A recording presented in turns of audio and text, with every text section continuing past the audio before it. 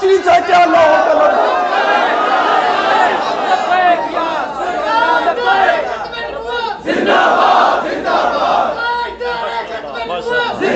شرط کیا ہے؟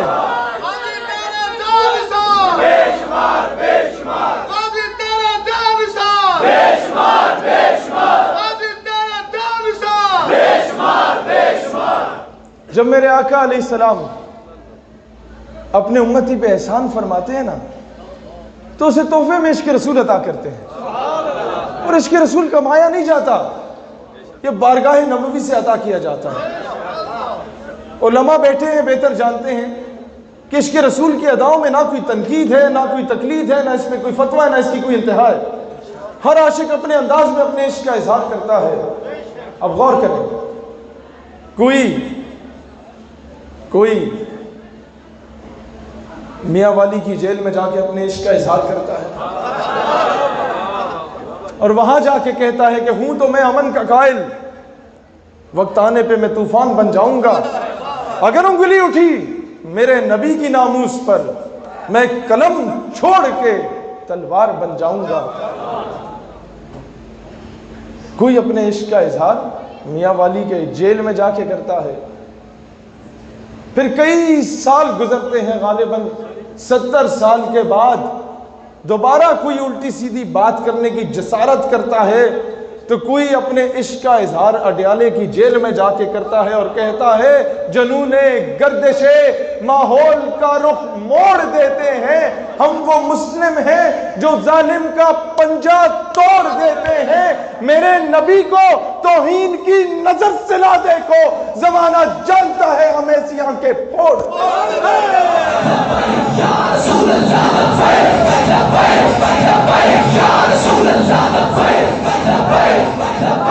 دوستان ذی وقار، اب مجھ سے آ کے یونیورسٹیز میں یہ پڑھا لکھا طبقہ پوچھتا ہے کہ بھائی جان ہم تو علاموں مولانوں کو نہیں مانتے، ہمیں بتا دیجئے کہ کوئی بڑی ہستی۔ میں نے کہا کیا مطلب بڑی ہستی؟ ہمیں بتائیے نا، پاکستان تو ایک سیکولر اسٹیٹ تھی۔ میں نے کہا اچھا، تو یہ جو ممتاز قادری کا ذکر کر رہے ہوتے ہو تم لوگ، کسی اور کا ذکر کر لیتے؟ میں نے کہا ہاں، اور کہتا ہے کوئی تھوڑے سے دلائل کی روشنی میں بتا دو نا، تم فالو کس کو کر رہے ہو؟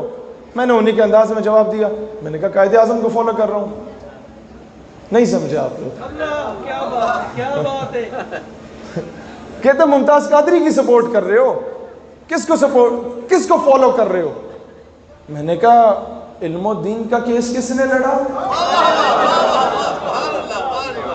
کہتا ہے یہ چند مولانے اٹھ کے تو ممتاز قادری رہائی تحریک چلا کے پھر رہے تھے، یہ کسے فالو کر رہے ہیں؟ میں نے کہا اقبال کو فالو کر رہے ہیں۔ غازی علم الدین رہائی تحریک کس نے چلائی؟ یہ تاریخی پس منظر میں تھوڑا سا بتانا چاہتا ہوں۔ قائد اعظم کے پاس نا سارے بر صغیر سے چندہ اکٹھا کر کے لے آئے لوگ کہ علم الدین کا کیس لڑیں، آپ بڑے بینک کے وکیل ہیں۔ آپ نے کہا میں پیسے نہیں لینا چاہتا، اقبال سے پوچھ لو۔ اقبال کے پاس گئے، انہوں نے کہا میں علم الدین اور رسول اللہ کے درمیان حائل نہیں ہونا چاہتا، یہ عشق کا معاملہ ہے، میں عشق میں نہیں آنا چاہتا، بیچ میں نہیں آنا چاہتا۔ یہ تو بعد کی باتیں ہیں، بعد میں ہوا کیا کہ قائد کے پاس آئے، قائد اعظم کو کہا کہ آپ کیس لڑیں۔ قائد اعظم نے کہا میں کیس لڑتا ہوں، البتہ چندہ میں نہیں لوں گا، یہ میرے ایمان کا معاملہ ہے۔ یہ ماڈ سکواڈ، یہ ماڈرن، قائد اعظم سے زیادہ پیاری پرسنالٹی اس دور میں کسی ماڈرن آدمی کی نہیں تھی۔ ان سے مہنگے پیارے زبردست خوبصورت اور ماڈرن قسم کے پینٹ کوٹ کوئی نہیں پہنتا تھا، زبردست قسم کی ٹائی کوئی نہیں لگاتا تھا، زبردست لیدر کے جوتے کوئی نہیں پہنتا تھا۔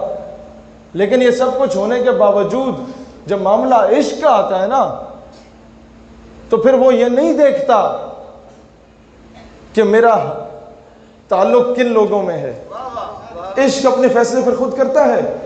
قائد اعظم گئے، کہا علم الدین تم ایک مرتبہ کہہ دو جب میں نے گستاخ کو قتل کیا تو میں ہوش میں نہیں تھا، تو میں تمام ثبوت اور دلائل کی روشنی میں تمہیں رہا کروا سکتا ہوں۔ علم الدین نے کہا مسٹر جناب والا زندگی چے پہلا کم کیتا ہے جڑا ہوش وچ رہ کے کیتا ہے۔ پھر اب یہ تو چھوٹی بات، اب بڑی بات بتاتا ہوں. کمرے عدالت میں گئے تو جو جج تھا نا وہ انگریز تھا. وہ کہتا ہے علم الدین تم نے گستاخ کو قتل کر کے قانون ہاتھ میں لیا, تم نے توہین عدالت کی ہے. علم الدین کا جواب مورخ نے سنہری حروف میں لکھا کہ جج صاحب جب آپ سے توہین عدالت برداشت نہیں ہوتی تو مسلمان توہین رسالت کیسے برداشت کر سکتا ہے؟